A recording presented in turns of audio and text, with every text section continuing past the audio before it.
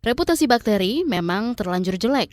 Orang awam lebih mengenal bakteri sebagai biang keladi penyakit diare, TBC alias tuberkulosis atau tifus. Sebenarnya hampir semua ya makhluk hidup itu ada dua sisi ya, ada sisi jahat dan ada sisi baik.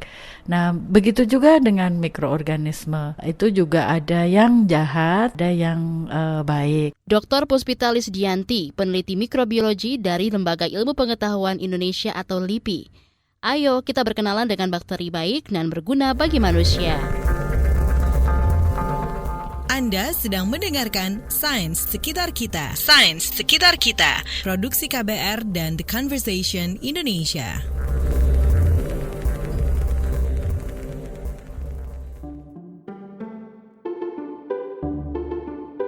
Bakteri, tanpa bantuan mikroskop, jangan harap kamu bisa lihat wujudnya.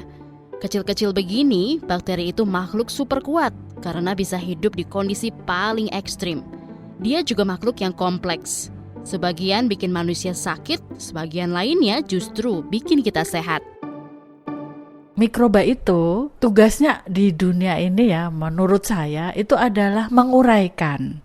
Nah, di tubuh manusia dia juga menguraikan, misalnya kulit ya, dimakannya dia gitu kan, juga lendir-lendir dimakan, makanya itu menjadi penyakit. Diuraikan menjadi lebih sederhana, menjadi bentuk ya gula yang lebih sederhana, dan bisa dimakan oleh mikroba yang lain.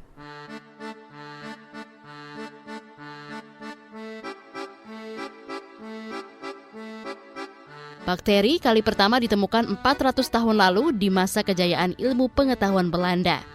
Syahdan, ada seorang saudagar kain yang tergila-gila pada mikroskop, namanya Antoine van Leeuwenhoek.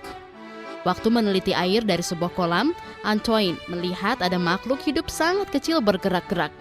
Itulah dia bakteri pertama kita. Di tanah air, bakteri diteliti pertama kalinya di Kebun Raya Bogor pada abad ke-19. Saat itu, para peneliti Hindia Belanda mencari bakteri-bakteri penyebab penyakit tanaman. Nah, setelah itu Belanda pergi, kemudian LIPI lah baru memulai studi itu tahun 1970-an. Ada Dr. Susono Saono ya, pendiri ya kita gitu. Nah, itu studinya juga pertama adalah Rhizobium.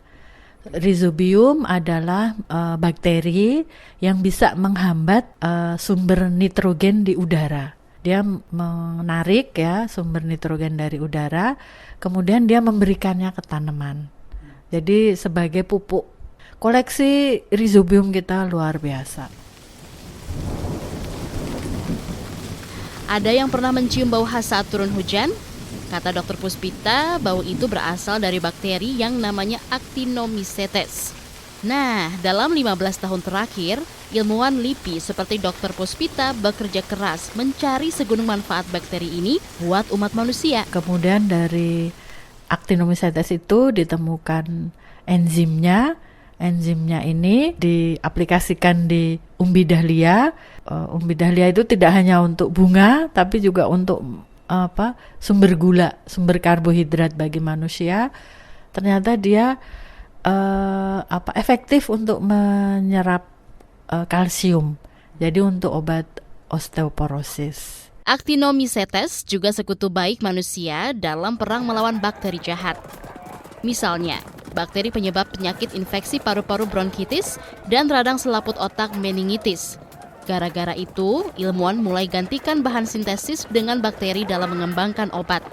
Soalnya, sifat mereka yang beragam, kompleks, dan sangat stabil. Dari koleksi itu ya, 10.000 koleksi Actinomycetes, kita screening apakah dia menghasilkan antibiotik untuk membunuh mikroba patogen seperti Staphylococcus aureus yang menyebabkan infeksi pada tubuh manusia.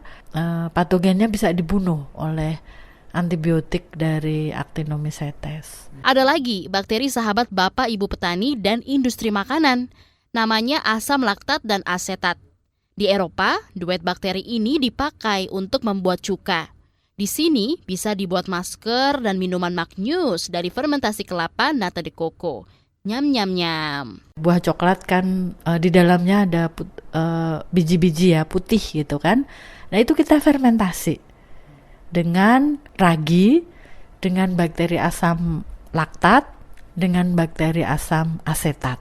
Kita fermentasi bijinya itu, nanti bijinya jadi biji coklat yang kualitasnya premium.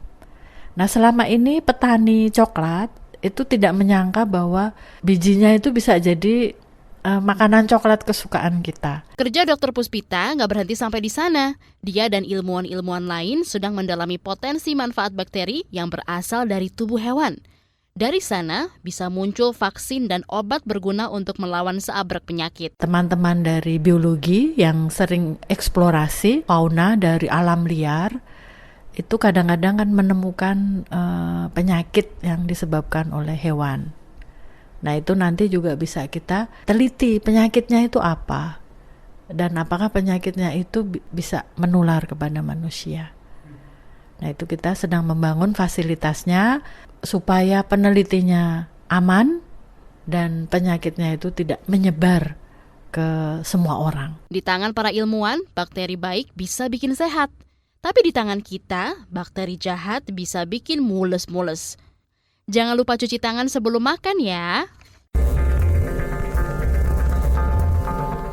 Sains Sekitar Kita. Sains Sekitar Kita. Produksi KBR dan The Conversation Indonesia.